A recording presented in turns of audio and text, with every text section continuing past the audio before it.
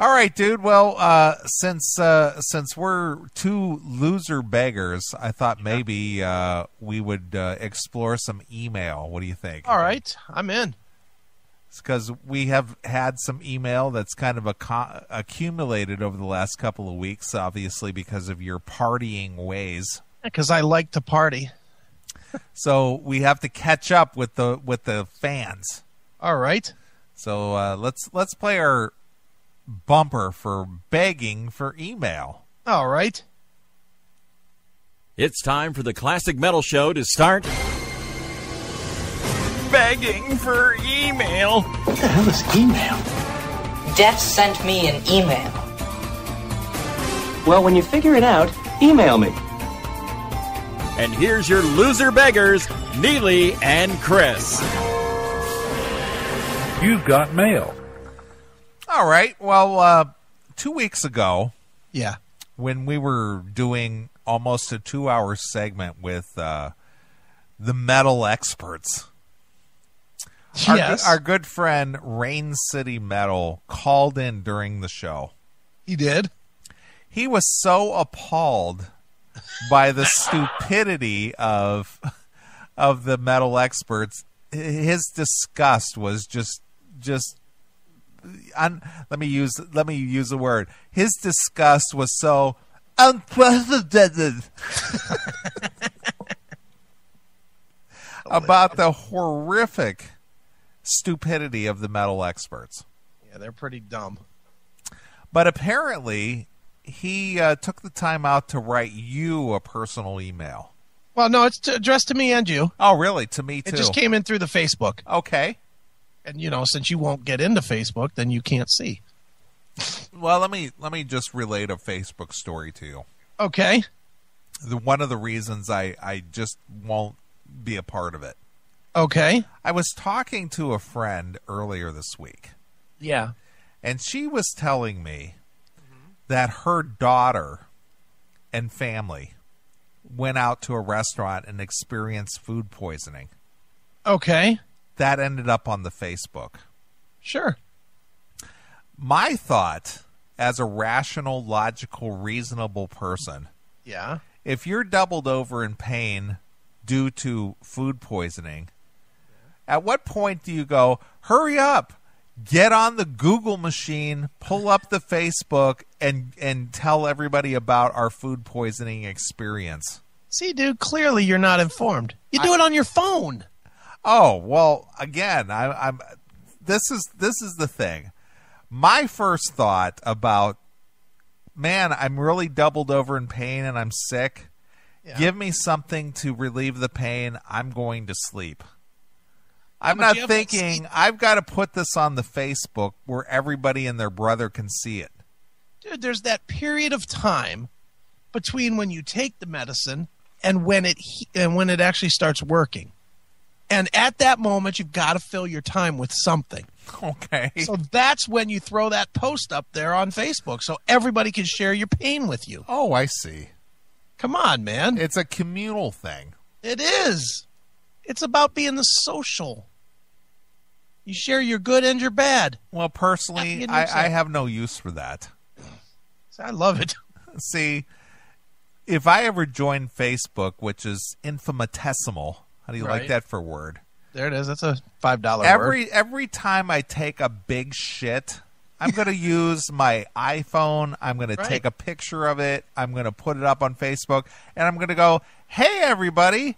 I just took a big shit. Celebrate with me." That's the extent it's going to go. Come on. I think that alone warrants a page. Yeah, sure. Sadly, I think if you did that and you started a Facebook fan page for Neely's shits, you'd end up with 1,000 fans. Yeah, I'd be just like Chuck Negron's cock.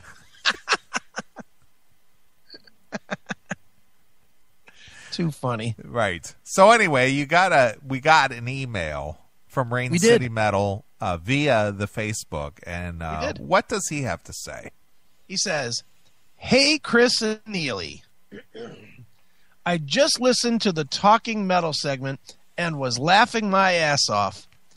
I thought my angry call was pretty funny. I did too. I agree. I laughed about that several times over the week.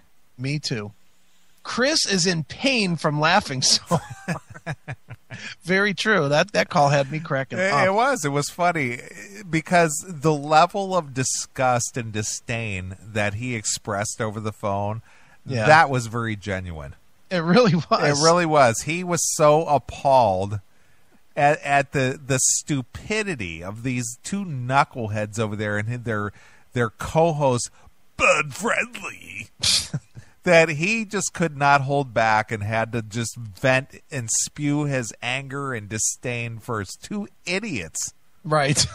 It's just like, how in the world do I share a planet with people as dumb as these two? I might have to breathe the same air that they breathed at one point. Right. Somebody needs some chlorine in their gene pool, Emily. Damn. So go ahead. I like how the new less angry Aiken has been accommodated for by a more angry Rain City Metal and an even angrier MOL. Okay, so the anger and the hate and the poison has been more or less, you've passed the torch, I think is what he's trying to say. I've transferred it to him and MOL. Okay. Fucking funny. Well, I'll agree with that. There you go. I agree. And now here's the good part. Oh, and Chris, I went through a divorce and had a kid with my ex. It did not take me 5 years to sleep regularly. Okay, so everybody's worrying about your sleeping habits now. Everybody's worried about if I'm asleep or awake. Right. I just needed to hook up with someone else, which I did, and after that I had no problem sleeping. So, really, the key to this is pussy? Well, basically, either pussy or a good blowjob prior to laying your coconut head down on the pillow and closing your eyes works wonders. Well, then I should have gotten some sleep here. Right? I've had a couple of that. Yeah, but this has to be consistent on a nightly basis. It has to be like nightly. Nightly basis. And I need to get a bigger bottle of chloroform. Right. That was just my experience. No doubt it was a tough time, but it gets better. Hail and kill, Rain City Metal. Look at Rain City looking out for your well-being. Yeah, but he gets a fail for this email. How so? He fails for this email. Because he didn't mention hand job? He didn't give it a hand job. He didn't say hand job. He did not give this email a hand job. So he didn't sign off his email with hand job. Correct. Wow. Fail. That's a failure. Sorry, Rain City. You're not allowed to call this week. Nice. He's banned. Okay. Well, speaking of ban, here's somebody's with the word ban in their name. All right. Bob Nalbandian. Okay. I'm trying to make a segue here. What a segue that was. That was fantastic. Sure. Well, anyway, our good friend Bob Nalbandian of Skull Sessions. Yeah. He apparently has taken it upon himself to start working on a new project. Yes, he does. And I can't wait to, or yes, he has. And I can't wait to see it. It sounds awesome. Well, it sounds awesome. It's kind of picking up where Mr. Dunn. Yeah, Sam Dunn. Has kind of, started the thing with documentaries and whatnot. Sure. Now, I hooked up with Bob in L.A. a couple years ago, and, he's a good dude. He knows a lot of people, ran a fanzine, I guess. Would you call his magazine that he did back in the 80s a fanzine? Or? Oh, yeah, definitely. Okay, so he did a fanzine back in the 80s, and he's been actively involved in, his passion for hard rock, heavy metal, if you will, for, 25 years or so. Right. So I guess, and I wasn't even aware of this until I got this email the other day, but apparently he's doing kind of a documentary thing. Right. Mm-hmm. And he's tracking down various people who live in the LA area who are talking about their early days in their bands. And one of the guys that he hooked up with, and I know people are going to be disappointed with me if I don't play the famous bumper. Okay. So I gotta play my bumper. All right. Because if I don't, people are gonna say, "Why aren't you playing the bumper?" You can't talk about that without the bumper. So I'm gonna play the bumper, and then I can talk about this. All right. So here's what you're in store for. Hey, it's been 5 minutes, and it's time now for Neely to talk Dokken on the Classic Metal Show. So anyway, our good friend Bob Nalbandian sent in an email. I don't know if this is meant for the show or not, but there's nothing in it that I don't think he cares if he shares with us. Right. Neely and Mr. Akin. Isn't that funny? He calls me Neely and calls you Mr. Akin. I think that's the appropriate amount of respect for both of us. He goes, "Hope all is well, my friends." All right. I hope all is well with you too, Bob. I wanted to say thanks for the plug a couple of weeks back on Talking Metal episode you did. Do you remember this? I think we may have said something to the effect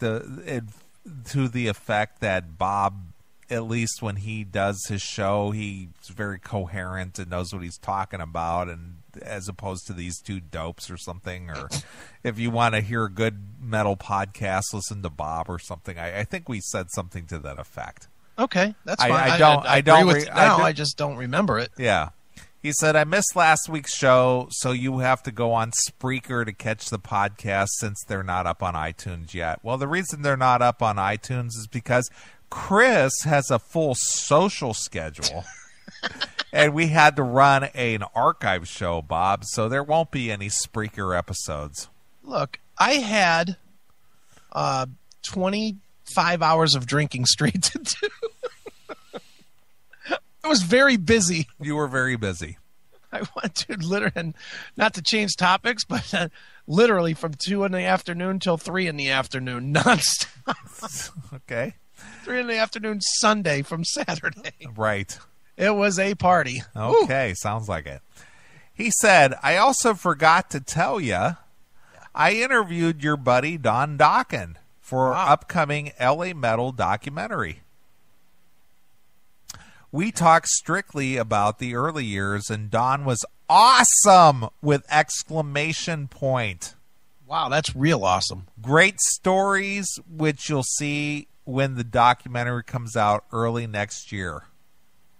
Well, let me remind you, Bob, what you said about Don Dokken. Okay. Don Dokken can't do anything heavy. His voice, he is the most unmetal guy around. Don't bring me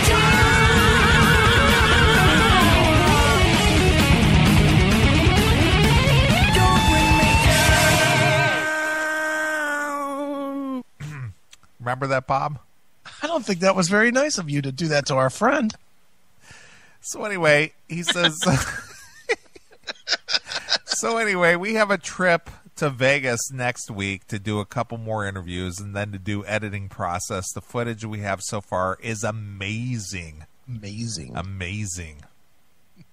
Maybe he is one of the metal experts. It could be. I'll share with you more soon. All right, good. Actually, the reason for this email is regarding a killer new band from Dallas, Texas I'm working with called 33 Love Child. Who else? Now, who do we know who lives in Texas who's like calling himself the Love Child? The Love Child? Yes. Who? Think about it. Someone in Somebody Texas. in Texas? Someone in Texas. Let's see. There's Texas border. Is it a fan? Former fan. I'm lost. I don't know. Texas. Someone in Texas who's the Nomad. Ding, ding, ding, ding, ding. Did he call himself the Love Child? Let me remind you here. All right. As to the Nomad and his affection for the Love Child. All right. I don't remember. How could you? Well, again, you've been away from the show. Yeah, and I cast out bad thoughts. So. Okay. So let me play this real quick here. I'm trying to find it real quick. I know I have it. Did you know my brain doesn't work past today? Let me see here. Here we go. All right. Howdy, boys. This is the Nomad from somewhere in Texas. And believe it or not, I'm not requesting Hellstar, even though it would be nice. How about some Accept tonight? Preferably Love Child, since that's what the ladies call me. The Love Child. Now, I know you'll have a blast with that one. Have a good show. I'm enjoying it. Cheers. Talk to you later. The Love Child. The ladies call him the Love Child? Well, you know why the ladies call him the Love Child. Enlighten me here. Well, you know what? I actually have actual audio of the Nomad talking with a lady. Okay. The exact time when he got the nickname the Love Child. Okay. Here it is. So, how big is your dick? Well, it's 1 inch. That's it, huh? Yeah. He's hung like a child, huh? Yeah, he's the Love Child, all right. Yeah. Hung like an 8-year-old. Very nice.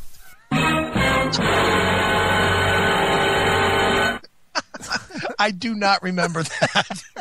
So being from Texas and Bob's friend's band called 33 Love Child, that just kind of sent shivers through my spine. That's funny. I can't believe I don't remember that. There's just too much coincidental material there. Maybe it's him. Maybe it's his new band. Great band, and the vocalist Whiskey. That's Whiskey. Whiskey's his name? Also known as Stanley Rose. Stanley Rose or Whiskey? I'd go by Whiskey too, I think. It's an old friend. All right. I hooked him up with Marty Friedman years ago, and he did vocals on Marty's solo album, Obsession. Okay. But hasn't done a whole lot since. And do you really count that as a whole lot during? Because nobody cared about a Marty solo record. Yeah, isn't he over in Japan now? Yeah, now he's in Japan doing like TV shows or something. He's like doing kabuki music or something. Yeah, exactly. We don't have the actual CD pressed yet, and we'll send it to you, yada, yada, yada. If you'd like to interview him, he's got a great personality for radio, so on and so forth. All right, good. So anyway, I emailed Bob back. Okay. And I said, hey, Bob, good to hear from you. Glad to know you're still going strong with Skull Sessions as well as additional projects. Right. So you spoke with Don. Very cool. Did you talk about me? Being that Don was cool to you and gave you some good stories, aren't you ashamed you dissed him a couple of years ago for not being a good singer? Shame, Bob. Shame. That's great.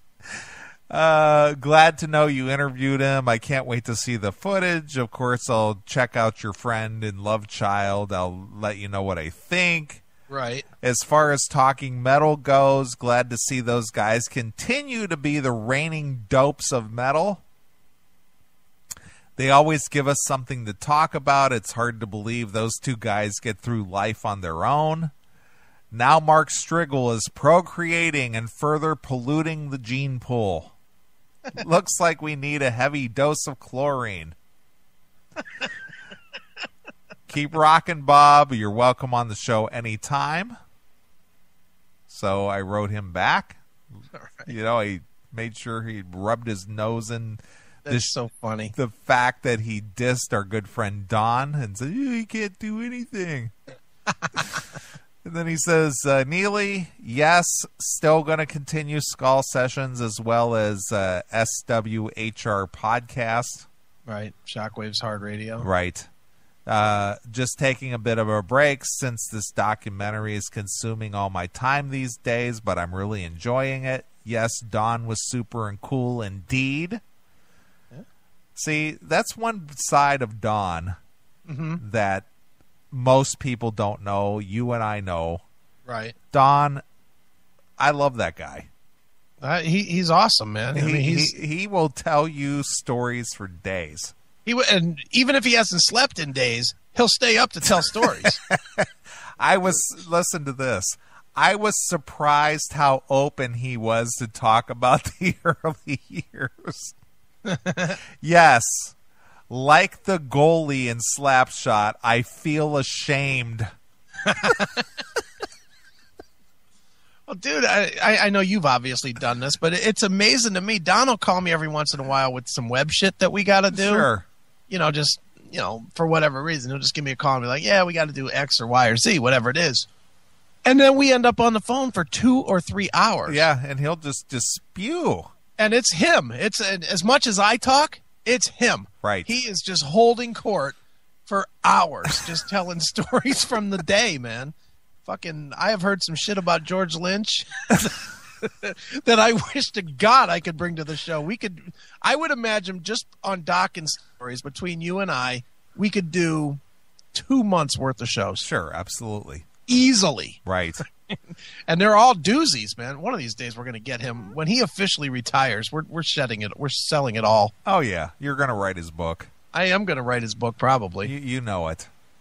I should probably reach out to him and see if he wants to do that. I know his thoughts on it. And like you said, he won't do it until he officially retires. Because he's got the dirt, man. Yeah, I know. He's got some great stories. So anyway, I did mention you and Chris to Don, and he gave me an evil look.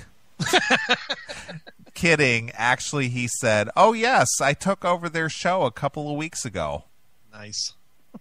By the way, I wore my Classic Metal Show t-shirt on that interview, so hopefully there will be some segments in it with me in the picture wearing it. Nice. I hope so. Yeah, the Talking Metal episode was hilarious. Can't believe those guys continually put out podcasts of such brainless nonsense. At least when Mark was doing interviews, it was listenable, but John is such a drunken goofball. Thanks, Neely. I may have to take you up on the offer on being on the show again. By the way, have you heard the band Hessler from Chicago?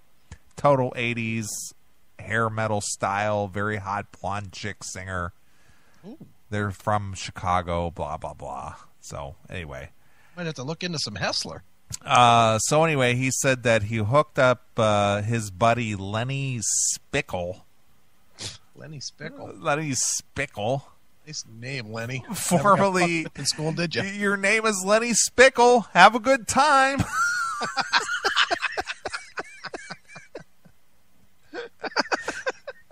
Former Eden guitarist who I managed in the 80s, a gig bassist now for Snoo. Oh, nice. I guess he's taking over for Willie Bass. I didn't know Willie Bass was in Snoo. Willie Bass was in Snoo? That's what he says. I guess he's taking over from Willie Bass. What the hell is going on at the bass position in Snoo? So if you want to talk to him, maybe we'll both call in. So Snoo you, and this middle finger is for you, pal. Did he write that? That's what he signed his email with. All right, I love that he threw in an Infirmary Kids reference. Awesome. So Snoo you, and this middle finger is for you, pal. Now, don't you think that the Infirmary Kids should be thanking us? Bob's on the other side of the country. And he knows of the Infirmary Kids from stupid Lima, Ohio. Right. Thanks, Neely, and talk to you soon. Awesome. So there you are. That's a fantastic email string. So I busted him out on the Don Dawkins stuff. It's great. Since he totally dissed him. Yeah. I mean, that was a major diss. Yeah, it was. It was a total smash. It was. He smashed him. He can't do anything right. He can't even sing metal. He sucks. He sucks. Right. So anyway. So, one more email real quick, and then I'm going to ask you about the whole Infirmary Kids thing. All right. So, real quick, I need to get to this. And now, it's time for another lengthy email from Mark Nero. I know you love this segment. I really don't. I know you do. I know you love it. No, I don't. But it does sort of find its way to our podcast every week. Come on, dude. Come on, cut Mr. Nero a break. Look, Mark's a boob with his questions, but I enjoy answering them. But he loves you because you're from Cleveland and he loves you. Well, that's all said and good, but his emails suck. But even though he lives in Florida, his heart is in Cleveland, and you're in Cleveland, and you're his only connection to Cleveland aside from listening to Bill Peters on the internet. Well, you know, and I'm sure I rate above Bill. I mean, come on. Right. So of course, your answers are way more important than mine. Oh, yeah. Sure they are. Because you're more Cleveland than me. That's right, because you abandoned Cleveland. I did. Sellout. So anyway, this is what he writes. Hail and kill to all. Hey, Chris and Neely. Yes. He spelled my name wrong. And he got mine right and first. Yeah. Neely. No. There's 3 E's in Neely, people. Right. We should start not reading any emails that spell your name wrong, because everyone spells your name wrong. I know. Look on the website, stupid. It's out there. After 17 years, I still get it wrong. Yeah, exactly. Thanks for... Now, listen. This guy is like a major fan of Bill Peters' show. He's a major fan of the Metal Madman show. Right. I don't think there's a week that goes by where he doesn't mention the Metal Madman in the chat room. Okay. Thanks for the best metal show on the net. Wow. I'm not sure if he's saying that because he's writing an email or if he actually means that. I wonder if he says, when he writes the Metal Madman, if he goes, I just want to thank you for doing the second best metal show on the net. Thanks for the best metal show on the net. I have to address that with the Metal Madman. Chris and Neely, the funniest duo since Abbott and Costello? Abbott and Costello? What? Nice. Since Abbott and Costello? That's a long-ass time. I'm telling you what, I don't even find those two that funny. I think they're okay, but I never thought they were that great. I didn't know they were radio stars. I thought that you guys are the funniest duo since Lewis and Martin. Seriously, that's what he wrote. Come on, get it right. We're the funniest duo since Adam and Eve. Right. Hope you go one. Let's see. Hope you go one all long. Mark needs some grammatical help. Grammatical help. I think he's saying hope you go as long as the Bill Peters show, 30 years and going strong. Oh, there it is. We're coming. But he wrote, hope you go one all long as Bill Peters show. Right. Is there any other city that has more metal shows on college radio stations, Chris? See, I told you, it always comes back to you. Well, for my traveling to every city in the country. Right. I would have to say no. There's probably not. WRUW, WCSB, and WJCU are a few in Cleveland. Right. Yeah, there's quite a few. Okay. And there's quite a few shows within each station, too. So there's a lot of shows that are playing metal in Cleveland. No doubt about that. Right. Here we go. Hey, Chris. Yes? Who is your favorite Browns player? Really? That's what he's Why? asking. Because it's Cleveland, man. Who's my favorite Browns player? Brian Sipe? Yeah. Does it have to be current or old? I don't know. He just says, who is your favorite Browns player? All right. Well, current. Let me see. I don't know. Trent Richardson, I guess. I don't know. Frosty Rucker. I don't know. I'll go with Trent Richardson just because I can't think of anybody else. and all time, chris-akin, who used to play for the Browns. Okay. There you go. Do you think Jim Brown is the best running back ever? No, I do not. I would say, I guess he had the better career, but Earl Campbell, when Earl Campbell was playing, there was no stopping that beast. Yeah, Mr. Big Thighs. Yeah, Barry Sanders was fucking amazing. OJ, when he wasn't killing people, was pretty fucking good. Franco Harris. Franco Harris was pretty good. I hate to admit that, but he was. There's a lot of them, dude. I mean, Leroy Kelly. I mean, Jerome Bettis. No, Jerome Bettis. Stop it. Jesus, dude. Leroy Horde. Come on. I don't know. Jim Brown certainly was a great one, but, I think there's been other guys that are in that same category that don't get as much. I would probably say Barry Sanders. Hell, look, we're naming all these guys. We didn't even named the guy that has the record for all the yards, Emmitt Smith. Right. But, yeah, I don't think Emmitt Smith was. I think he just had an unbelievable line. But right. I'll say no, and I'll stick with Barry Sanders. Okay.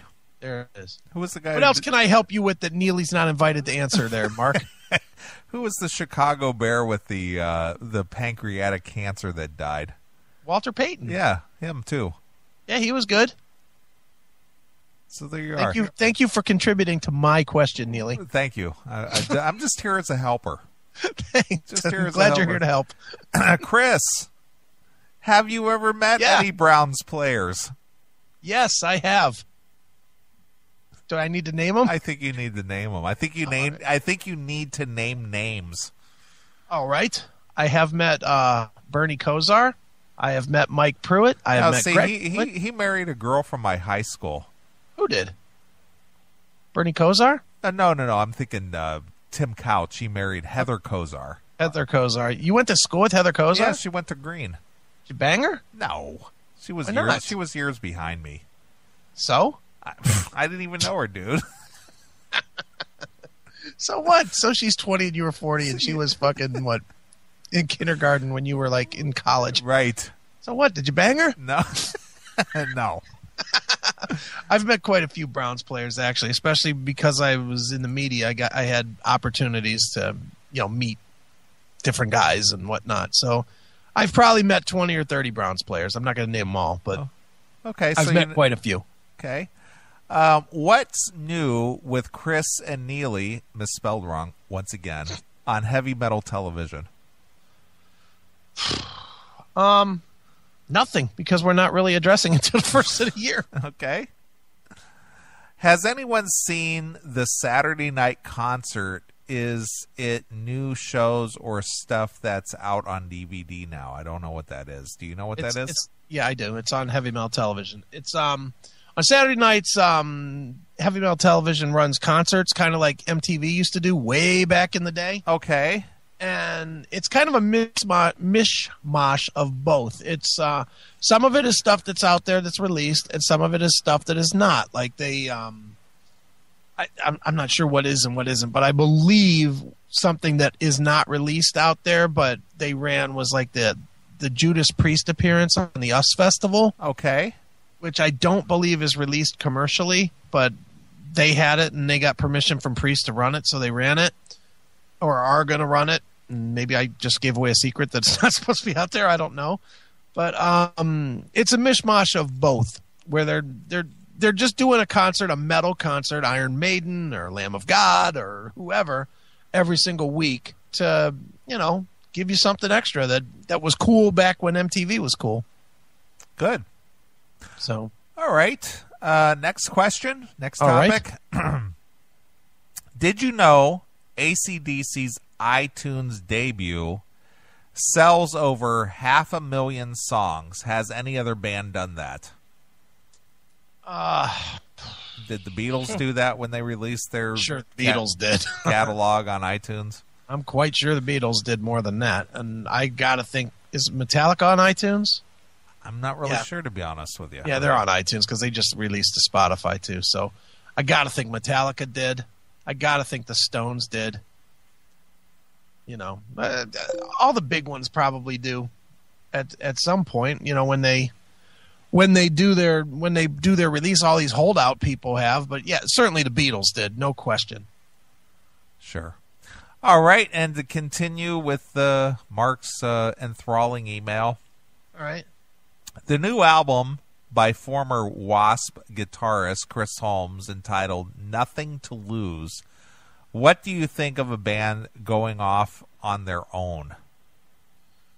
Say that again? The new album by former Wasp guitarist, Chris Holmes, Yeah. entitled Nothing to Lose. Right? I'm not aware of it. I'm not aware of it either. What do you think of band members going off on their own? Well, clearly that since we were so aware of this one, it's destined for success. I don't know. If they have something to do that's different, go ahead and do it. But they almost universally fail. Sure. I mean, on any level with any band, Joe Perry, Keith Richards, Nuno Bettencourt, all of those things have all been commercial failures, haven't they? I think so. I can't think of anybody who's risen to the top after their involvement in a successful band situation. Yeah, the only one it would have to be a singer that could transition out, like I don't know, Doro Pesch or Sammy Hagar, certainly Montrose and then solo. Yeah, but he was a solo guy before. Yeah, he's in Montrose first, wasn't he? True. He was in Montrose first, but he, how popular was Montrose prior to Sammy Hagar being a solo artist? Yeah, I agree. I don't know. I mean, I think a singer could do it. I don't think an instrumentalist could ever do it. Personally, Slash? Well, Slash is really enjoying some good success, but would he ever be as big as Guns N' Roses on a solo level? No. No, definitely not. But he is having success. I mean, I guess Slash is probably the biggest. I would have to say Slash is probably the one as far as instrumentalists. Yeah, but the thing is does Slash stand out as an instrumentalist, or does he stand out as a personality? Yeah, and I agree with that too. Because he's Slash. Number one, he's got a name, and number two, he's got that top hat thing going on. There's something about that dude. He's a recognizable figure. Yeah, and I mean, you've seen him play before, obviously, right? Sure. Yeah. Dude, that dude has an aura about him that just screams, I'm rock and roll. Sure. He is fucking awesome. Yeah, well, he's a personality, though. He really is. But so is he the most awesome guitarist? No, I don't think so. No. But I think he's got a personality. Sure. Yeah. No, I mean, Mick Jagger, maybe. Mick had pretty good success solo, but he never quit the Stones. No. I mean, does that count? I don't know. It's tough. But you said it. Singers usually have the most success in that realm. Yeah. Well, we're missing the obvious here, though, dude. Phil Collins? Bret Michaels. Yeah, but see, Bret parlayed his fame or his personality into, if it wasn't for MTV or The Apprentice or whatever, would anybody really care about Bret Michaels? Even with all that, nobody cares about Bret. I mean, look at Sebastian Bach. Had MTV not given him the opportunity to host some of these, shows that he did, right? Celebrity rap star. Yeah, I mean, seriously, would anybody know Sebastian Bach? I think Phil Collins is a real good one. Phil transcended Genesis and, as a solo artist. Yeah. I mean, he was huge as a solo artist. Peter Cetera. For a minute. Yeah, but he had probably a good 10-year run there. With the Karate Kid and then doing all those duets with all the various people like Cher. Yeah, that's true. I guess so. I guess the whole thing, I mean, to answer his question, because I guess we could sit here and keep naming bands and breakups and whatever for all night, but, bottom line to it is I guess it's possible, but it's not likely. Not likely. Yeah. Okay, let's move on. Yeah, enough of this. This question is for everyone in the chat room. On NFL highlights, we're back to the football questions. Jesus. The background music I hear is metal. Who picks this and who is playing? Let's see. Who picks this and who is playing? Can anyone name what they have heard? So I guess he's saying what metal songs are being played in the background. They play Fuel a lot by Metallica. They play They play Welcome to the Jungle a lot. a lot of and Welcome they play to the Jungle. Crazy Train a lot. And Metal Health. Yeah. And Hell's Bells. Right. They Exactly. play that a lot.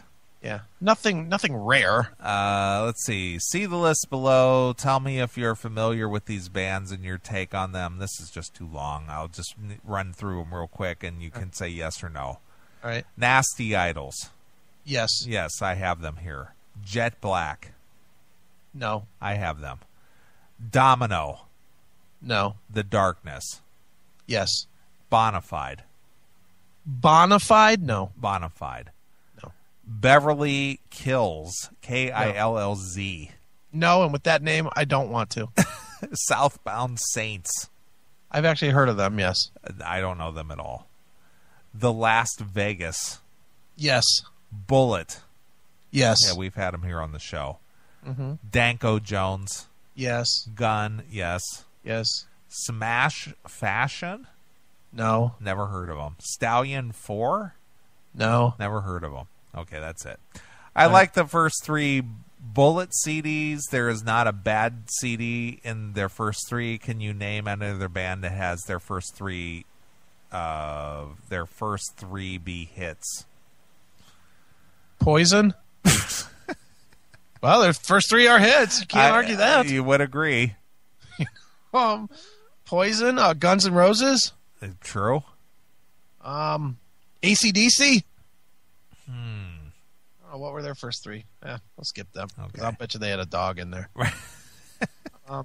Basically, anybody from the '80s that had more than 3 albums. Right. I mean, Dokken. Yeah, sure, Dokken. Motley Crue. Right. Warrant. Rat. Winger. Rat. Yeah, all of them. They had pretty big success with their first 3. Anybody that was an upper tier band in the '80s had 3 successful albums full of hits. Right. Obviously not Alias or Kick Tracy, but they rode the wave. Yeah, and that was the wave. And they put out albums fairly quick so that they could stay on the wave. Sure, that was the whole thing. We got to turn around. You guys got to tour. You got to hit the studio. You got to get another one out. You got to go tour. Got to hit the studio, get another one out. You got to go tour. Right. That was how it worked. And that's why they burned out so quick. I don't know. You say so quick. I don't think it burned out that quick. Well, you got to look at the height of this. Started about 84. And but it actually launched before that, though. It launched, but I'm talking about the height, though, when the frenzy of it all really came to fruition. Yeah, it would have been 84. I always point to about 82 when it launched. Well, it launched in 82, but I'm talking about when it really took notice. Right. So we're talking like 83, 84, and it burned out about 89. You think it burned out in 89? Yeah, I think so. I think it was on the downhill decline in about 89. Sure, but it was still the dominant music until Nirvana. Yeah, but I'm talking about the top tier bands that were really kicking ass. Well, yeah, that's true. By the end, it was all Firehouse and fucking That's Alias. my point. I'm talking about the top tier bands that were really kicking ass, like the Rats, the Cinderellas, the God forbid, the Poisons. Right.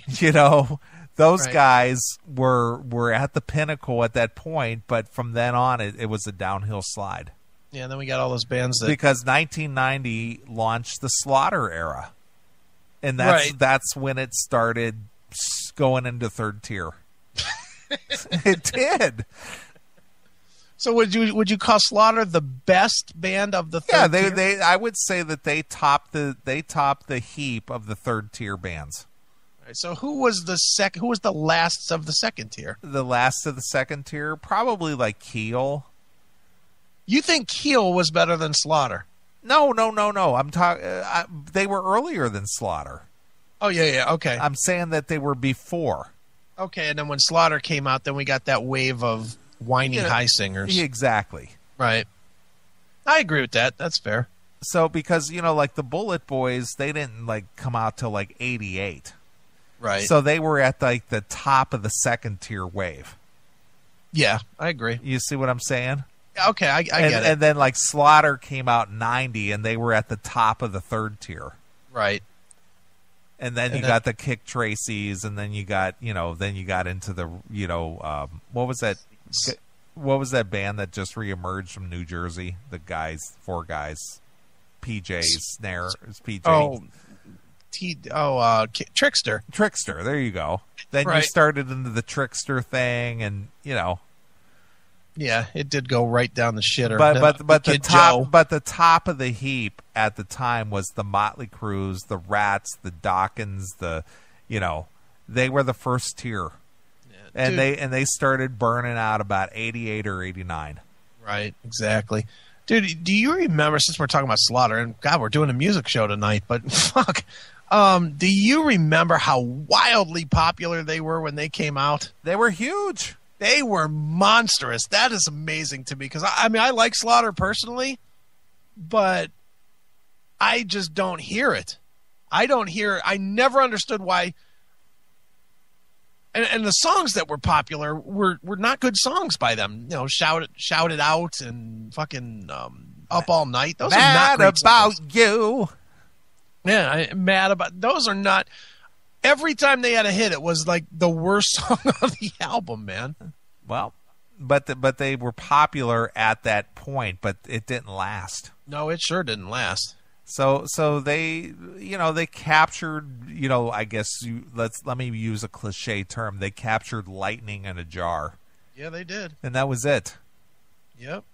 Because I remember when they came out, because when I was working at out in California, the secretary, she's just like, oh my God, I picked up this band called Slaughter.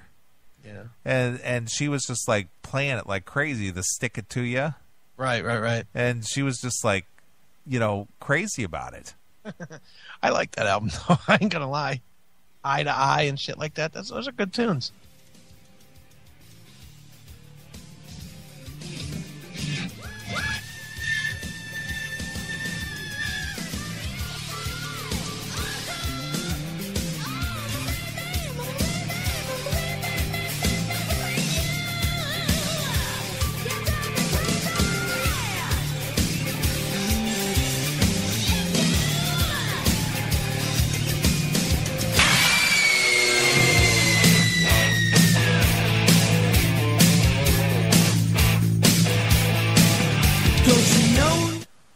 About that, huh? That's good stuff, dude. I like that stuff. I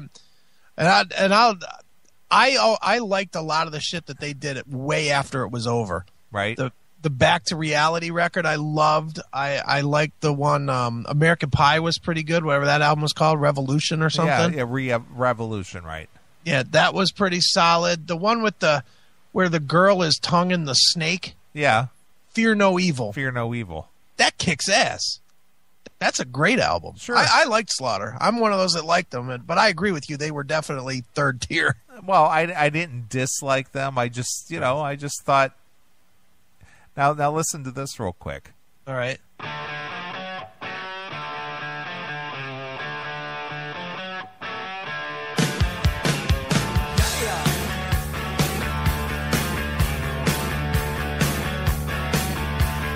Same style, right?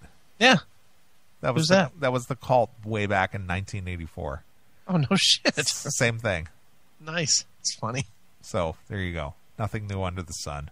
So, you try to make me like the Cult now? No, I'm just saying that it wasn't original. No, of course not. All right, dude. Well, listen, I got to get James Rivera on the phone. All right, sounds good. James Rivera, he's promoting 30 Years of Hell, just H-E-L. Ooh, wow. Hellstar. Hellstar, so it's 30 Years of Hell with one L. Yeah, and it's not the Texas Love Child either. No, well, that's good. But they are a band from Texas, nevertheless. Right. And 30 years? I guess so. I'm going to be honest with you. I wasn't aware of Hellstar until you brought them to my attention years ago. Yeah. And, well, anyway, I'm a fan. I am a fan. I don't know their songs real well, but I like their sound. Oh, I do too. I wasn't aware of them until there's just a collection of that style of band that was out there, and ironically Revera's been in most of them, but like Vicious Rumors is another one. Sure. Same style. Most people don't know much about them, but they know that when they hear them, it kicks ass. And right. And Hellstar seriously is one of them. Right.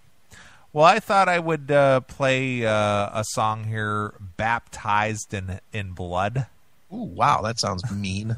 It is mean. And I thought I'd get James Rivera on the phone, and we'll talk to him. All right, from Slaughter to Hellstar. Right. Slaughtering to Hellstar to being baptized in blood. There it is. Beautiful. We're using the blood of the slaughtered. That's right. All right, James Rivera from Hellstar coming up. Talk about Baptized in Blood, Hellstar, 30 Years of Hell. So let's play it. Talk to James. We'll be back. It's All right. Hellstar exclusively here on your classic metal show.